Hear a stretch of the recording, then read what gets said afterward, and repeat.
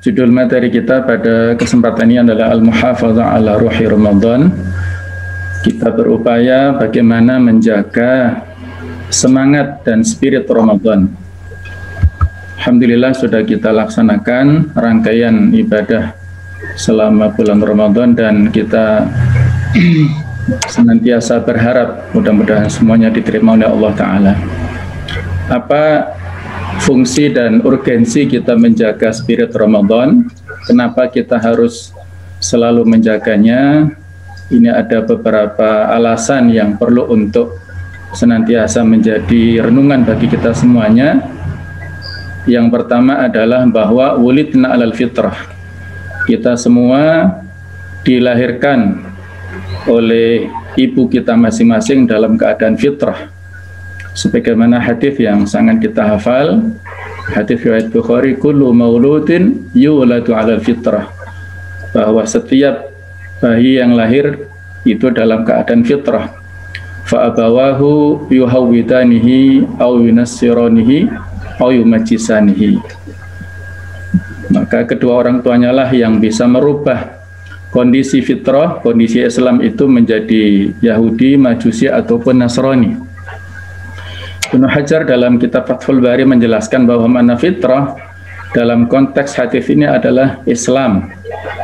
Sebagaimana di surat Ar-Rum ayat yang ke-30, fa'akim wajhaka lid-dini hanifa fitratallahi allati fataran nasa 'alaiha la tabdila li khalqillah dzalika dinul qayyim walakin aktsaran nasi la ya'lamun. Sehingga ketika kita sudah lahir dalam keadaan fitrah, kemudian orang tua kita dan lingkungan kita itulah yang menjadikan kita berubah. Fitrah kita menjadi ternoda. Oleh karena itu, setiap muslim, kita semuanya perlu formula untuk membersihkan segala macam debu dan noda-noda yang merubah kita dari fitrah itu, dari Islam menjadi yang lainnya. Itulah dengan momentum Ramadan dan kita jaga spirit Ramadan terus-menerus ini. Alasan yang kedua, mengapa kita perlu untuk senantiasa menjaga spirit Ramadan adalah wujud adawatul kufar al-mustamirrah, yaitu keberadaan musuh atau permusuhan dari orang-orang kafir yang terus-menerus. Sebagaimana banyak ayat yang bisa kita tadabburi, ya, di antaranya surat Al-Baqarah 217, wala yazaluna yuqatilunakum hatta yaruddukum an dinikum istata'u.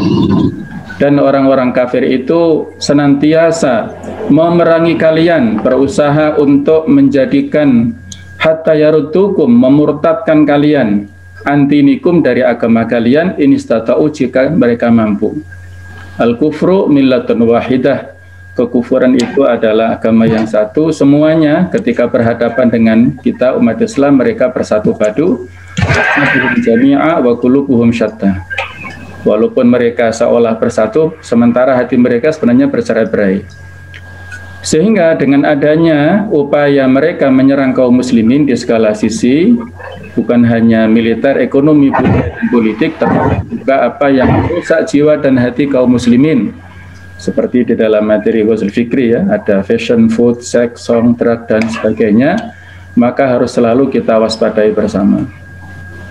Alasan ketiga, mengapa kita selalu harus menjaga spirit Ramadan adalah wujud adawati syaitan al-mustamirrah, yaitu keberadaan permusuhan dari syaitan yang terus-menerus, yang senantiasa kita hadapi dalam seluruh kehidupan kita semuanya ini.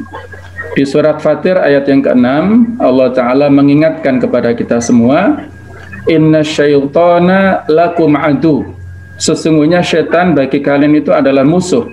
Fattakhiduhu aduwa, maka jadikanlah dia sebagai musuh. Innama yad'u hisbahu liyakunu min ashabis sa'ir, sesungguhnya syaitan itu mengajak kepada pengikutnya, kepada para loyalisnya untuk menempati neraka as-sa'ir, nanti ini neraka as-sa'ir.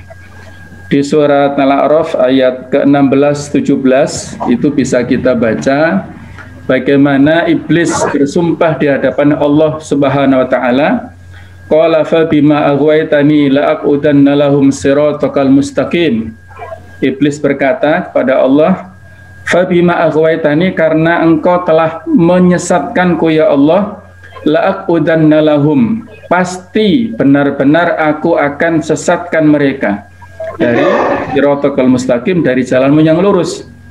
Kemudian ayat 17-nya Allah berfirman, tsumma la'atiyannahum, kemudian pasti aku akan mendatangi mereka, min baini aitihim, dari arah depan, wa min khalfihim, dari arah belakang, wa an aymanihim, dari arah kanan, wa an syama'ilihim, dari arah kiri, wa la tajidu aktsarahum syakirin, dan engkau menemukan mereka kebanyakan itu tidak bisa bersyukur, tidak bisa bersyukur kepadamu, dan mereka tidak bisa bersabar. Nah, di dalam tafsir Al-Qurtubi dijelaskan makna dari kata-kata setan dan iblis mendatangi manusia dari arah depan itu adalah min dunyahum. Maksudnya manusia senantiasa diingatkan dengan dunianya. Orientasinya itu ditujukan kepada dunianya. Aktivitasnya berorientasi kepada dunia, dan terus himmahnya adalah dunia. Wa min khalfihim, yang dimaksud setan ataupun iblis mendatangi dari arah belakang adalah min akhiratihim.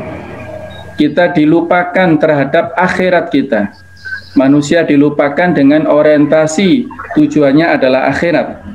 Wa an aymanihim, iblis mendatangi manusia dari arah kanan adalah hasanatihim. Dijadikan dia terhadap kebaikan-kebaikan itu menjadi seolah-olah sudah merasa cukup dengan ketaatannya, merasa bangga dengan segala macam ketaatannya. Wa an syama'ilihim, dan sayyi'atihim, maksudnya adalah kepada maksiat-maksiat, senantiasa dia suka dengan melakukan perbuatan-perbuatan maksiat dan senantiasa menghiasi dirinya dengan perbuatan-perbuatan yang kesenangan-kesenangan berbuat maksiat itu. Jadi ini 4 arah penjuru, depan, belakang, kanan, dan ada 2 yang tidak disebutkan dalam ayat ini, yaitu arah atas dan arah bawah. Sehingga inilah kesempatan bagi manusia, kita menengadahkan ke langit dengan berdoa memohon kepada Allah Ta'ala supaya selalu istiqomah, dan arah bawah kita maksudnya adalah kita sujud kepada Allah Ta'ala, kita berdoa mudah-mudahan selalu diberikan istiqomah. Jadi inilah iblis yang telah berjanji menghalangi manusia terus-menerus serta menghias kejahatan menjadi indah, dan sebaliknya ibadah menjadi berat dan tidak nikmat dan tidak lagi peka terhadap maksiat. Sensitivitas kita dalam hal maksiat menjadi berkurang. Bahkan ada sebagian, naudzubillah min dzalik, yang menikmati kemungkaran ataupun kemaksiatan itu. Kemudian apa yang alasan keempat adalah waqi'unal mu'asir, kondisi objektif kita saat ini yang senantiasa harus kita akui bagaimana realitas umat Islam hari ini. Banyak hal yang mengenaskan di kondisi internal umat Islam, ada kebodohan, ada kelemahan, kita mazlum ya, tertindas di mana-mana, dan juga ada perpecahan ya. Semuanya itu membentuk mentalitas minder dan silau dengan barat. Sehingga inilah tugas kita semuanya, bagaimana menyadarkan umat Islam ini supaya tidak dalam kondisi terpuruk. Kitalah insya Allah akan menjadi anasir taghyirul ummah ya, kita bisa merubah kondisi umat Islam menjadi kembali mendapatkan khairu ummah, posisi yang ideal atau yang sebenarnya kita adalah sebagai khairu ummah, tapi saat ini kita bergeser pada umat yang menjadi objek. Nah, adapun wasail, sarana-sarana yang bisa kita lakukan dalam rangka untuk menjaga spirit Ramadan, yaitu ta'amul ma'al Quran, kita berinteraksi bersama Al-Quran, kemudian ihya'us sunnah, menghidupkan sunnah, sohbatus solihin, kita bersahabat dengan orang-orang soleh, kemudian mutola'atul kutub, kita mutola'ah membaca kitab-kitab. Yang pertama adalah at-ta'amul ma'as sunnah. Kita diingatkan di surat Al-Jumu'ah yang kedua, yaitu alladzi ba'atsa fil ummiyina rasulan minhum yatlu 'alaihim ayatihi wa yuzakkihim wa yu'allimuhum kitabal hikmah. Inilah misi diutusnya seorang Rasul, yaitu ada 3 misi, yaitu membacakan ayat-ayatnya, kemudian tazkiyah, kemudian ta'lim Al-Quran dan As-Sunnah. Bagaimana kita mengevaluasi ta'amul kita, interaksi kita dengan Al-Quran, bukan hanya sekedar tilawatan, tapi juga dengan tadabburan, kemudian juga dengan hifdzon, dengan tadbiqan, ya, di materi Muqtadal Iman bil Quran itu.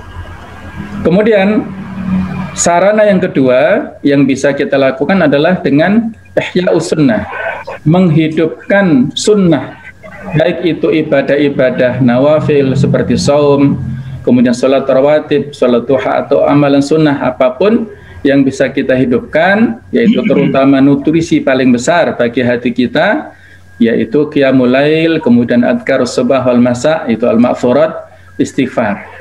Ibnu Taimiyah ini mengatakan bahwasanya kebutuhan manusia kepada zikir itu adalah seperti kebutuhan ikan terhadap air.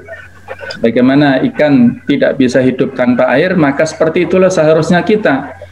Manusia seorang muslim kalau tidak berzikir maka tidak bisa hidup. Nah, kalau selama ini barangkali zikir kita kurang sementara, masih tenang-tenang saja, berarti ada sesuatu yang tidak normal dalam diri kita. Maka mari kita jaga amal-amal yang sudah kemarin kita ditentukan, ya, amaliyah pada saat Ramadan, mari kita jaga terus pasca Ramadan ini. Kemudian sarana yang bisa kita lakukan untuk menjaga roh Ramadan adalah dengan suhbatus sholihin, yaitu kita bersahabat dengan orang-orang soleh, berkumpul dengan orang-orang yang baik, para ikhwah, para orang-orang yang ikhlas, ya. Mereka adalah obat mujarab yang bisa menjaga hati dan kesehatan kita. Ada milieu lingkungan yang menjadi rem dan penahan jika kita ada niat bermaksiat. Termasuk juga di media sosial, medsos, hendaknya juga demikian. Kita pilih grup-grup yang amar ma'ruf nahi mungkar yang bisa mengkondisikan hati kita.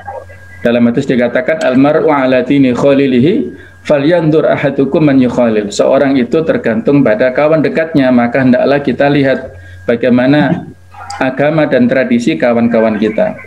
Di surat Al-Kahfi ayat 28 Allah mengingatkan wasbir nafsaka ma'al ladina yad'una rabbahum bil ghadati wal ashyi yuriduna wajha wa la ta'tu aynaka anhum turidu zinatal hayati dunya wa la tuti man aghfalna qalbahu an dzikrina wattabaha wa kana amruhu furuta. Kemudian di samping itu, ya, kita setelah kita lihat fungsinya, kemudian juga wasilah-wasilahnya, maka yang juga harus kita perhatikan adalah binaul mauqif, kita membangun sikap. Kita diingatkan kembali dengan 5 cara yang bisa mengantarkan kita kepada ketakwaan, sebagaimana yang disampaikan oleh Dr. Abdul Nasih Hulwan dalam kitab At-Tarbiyah Ar-Ruhiyah. Ada 5 cara ini yang bisa mengantarkan kita kepada ketakwaan. Puasa kita itu adalah outputnya mengantarkan kita la'alakum tattaqun, maka 5 cara ini yang bisa kita dapatkan pada sarana Ramadan.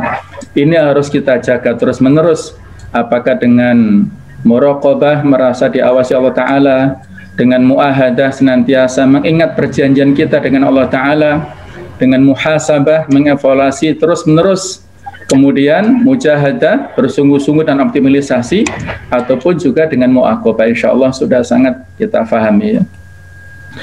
Nah, target-target dari ini semua, ahdafuha adalah paling tidak 3 hal, yaitu hubbut ta'ah, kita cinta kepada ketaatan, kemudian tarkul ma'asi, kita meninggalkan kemaksiatan, kemudian tazkiyatun nafs. Jadi target dari ini semua adalah bagaimana kita berupaya untuk menumbuhkan rasa cinta kepada ketaatan.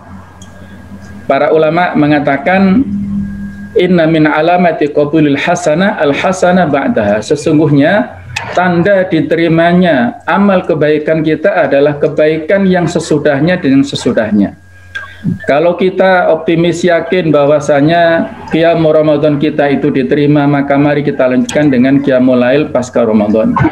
Kalau kita yakin saum Ramadan kita itu makbul di sisi Allah, maka kita lanjutkan dengan 6 hari di bulan Syawal serta puasa-puasa sunnah yang lainnya. Kalau kita yakin bahwa tilawah kita pada saat Ramadan ada yang khatam 1, 2, 3 kali bahkan lebih, maka untuk menjadi indikasi diterimanya tilawah kita itu, marilah kita lanjutkan dengan tilawah-tilawah kita pasca Ramadan. Ini adalah merupakan tanda diterimanya amal kita. Ada yang mengatakan bahwa dalam hal ketaatan ini paling tidak ada 4 tahapan. Yang pertama adalah tahap paksaan, yang kedua adalah tahap kebiasaan, yang ketiga adalah tahap kebutuhan, dan yang keempat adalah tahap kenikmatan. Nah, mungkin Ramadan kemarin adalah ada sebagian di antara kaum muslimin yang pada tahap paksaan. Tidak apa-apa, untuk kebaikan itu perlu dipaksa dulu. Nah, kalau bisa ketika sudah terpaksa ya dalam tanda kutip, maka harus ada kebiasaan. Para pakar mengatakan untuk menjadi terbiasa paling tidak butuh waktu 21 sampai 28 hari. Ya 1 bulan lah. Bulan Syawal ini adalah dalam rangka untuk membiasakan. Setelah itu mudah-mudahan menjadi kebutuhan, bahkan menjadi kenikmatan. Kenikmatan itulah yang disebut dengan halawatul iman, yaitu kepuasan kita dalam hal ibadah. Agar ibadah kita memiliki cita rasa, kemudian juga kita lanis dengan keikhlasan dan tidak kering, tidak terpaksa. Maka inilah target Ramadan yang kita inginkan. Yang kedua adalah tarkul ma'asi atau taubat itu sendiri. Tidak menghilangkan dan juga bisa menghilangkan bekas-bekas maksiat agar hati kembali bersih dan memiliki sensitivitas terhadap dosa dan kesalahan. Kemudian yang ketiga adalah merecovery hati dan jiwa kita dari berbagai penyakit hati seperti sombong, kemudian ria, ada iri, dengki, ujub, dan menggantinya dengan tawadhu, ikhlas, lapang dada, khauf, dan roja. Inilah saya kira penyakit para aktivis ya, orang-orang yang sering melakukan kebaikan itu perlu untuk menjaga hatinya. Ada sebuah ungkapan, saya kira bukan hadis tapi ini ungkapan hikmah ya. Ketika iblis gagal menjadikan kita manusia itu melakukan dosa dan kemaksiatan, maka iblis akan menjadikan manusia itu bangga dengan kebaikan-kebaikannya. Jadi kalau iblis gagal menjadikan manusia itu melakukan maksiat, maka dia dijadikan bangga dengan amal-amal kebaikannya. Mungkin kita merasa sudah banyak melakukan amal kebaikan, sudah punya taklim di mana-mana, kita sudah merintis dakwah di mana-mana, kita sudah melakukan investasi kebaikan di mana-mana, sehingga ada perasaan-perasaan ini. Ada perasaan al-kibru, takabur, ada riya, ada hasad, ada juga ijabul mar'i bin nafsi, ada hurur dan sebagainya. Maka mari kita hilangkan semua itu. Kita tidak ada jaminan semua itu diterima. Maka harus kita bertaubat terus-menerus atas segala macam kekhilafan dan kesalahan diri kita semuanya. Madza ba'da Ramadan, apa setelah Ramadan ini? Apakah kembali lebaran kata orang Jawa ya, bubaran semuanya menjadi anti klimaks, ataukah yang bisa kita lakukan adalah istiqomah? Bahwasanya Ramadan ini adalah bidayah. Ramadan bidayah walaysa nihayah. Ramadan ini adalah sebagai stimulus kita untuk menjaga konsistensi kita selama 11 bulan yang akan datang, bukan akhir dari segalanya. Maka yang harus senantiasa kita ingat, Allah Ta'ala mengingatkan kepada kita di dalam surat An-Nahl ayat 92, wala takunu kallati naqadat ghuslaha mim ba'di quwwatin ankatha. Janganlah kalian menjadi seperti seorang perempuan yang menguraikan kembali benangnya yang sudah dipintal dengan kuat. Dia sudah capek-capek menghabiskan waktunya untuk memintal benang menjadi kain, tapi setelah terurai itu menjadi hilang kembali, menjadi benang kembali. Ini adalah sebuah amal yang sia-sia. Ada sebagian ulama yang mengatakan bahwasanya yang dimaksud dengan menguraikan kembali pintalan ataupun benang yang tadi sudah menjadi kain ya, madzahiru naqtil ahdi, jadi fenomena menguraikan itu adalah yang pertama menyanyiakan sholat berjamaah, yang kedua sibuk dengan dunia yang tidak ada manfaatnya, dan yang ketiga adalah berlomba-lomba dalam hal yang sia-sia. Min husni islamil mar'i tarkuhu ma la ya'nihi. Marilah kita jaga semuanya. Dan Ramadan ini telah berlalu, inqadha Ramadan fasayanqadhi umruna kama inqadha Ramadan. Ramadan telah berlalu dan umur kita juga telah lewat sebagaimana telah lewatnya Ramadan. Hasan al-Basri pernah mengatakan, ya bena Adam innama anta ayyam, idza dhahaba yaumun dhahaba ba'duk. Wahai anak manusia, sesungguhnya tidak ada lain, engkau adalah seperti hari-hari.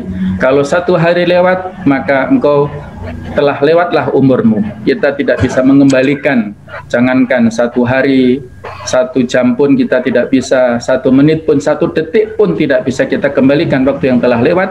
Ramadan mungkin akan kita temui di tahun akan datang, tapi tahunnya sudah berbeda. Maka mari kita terus jaga semangat Ramadan. Terakhir adalah dengan kita menjaga kepedulian kepada sesama. Kita memiliki tagline yaitu senantiasa melayani umat, yaitu bersama dengan umat dan terus melayani, sebagaimana dalam hadis dari Abu Hurairah bahwa Rasulullah SAW bersabda, man naffasa an mu'minin kurbah, barang siapa yang menghilangkan satu kesulitan dari seorang mukmin, min kurabid dunya, dari kesulitan dunia, naffasallahu anhu kurbatan min kurabi yaumil qiyamah, maka Allah akan menghilangkan darinya satu kesulitan pada hari kiamat nanti. Wa man yassara ala mu'sirin, barang siapa yang mempermudah urusan orang yang kesusahan dalam hal hutang ini, dan bisa kita kiaskan ke yang lainnya, yassarallahu alaihi fid dunya wal akhirah, maka Allah akan memberikan kemudahan untuknya di dunia dan akhirat. Hadis riwayat Muslim. Mudah-mudahan Allah Ta'ala menjaga iman kita semuanya dan kita bisa istiqomah pasca Ramadan. Wallahu a'lam bishawab. Ihdinas siratal mustaqim. Wassalamualaikum warahmatullahi wabarakatuh.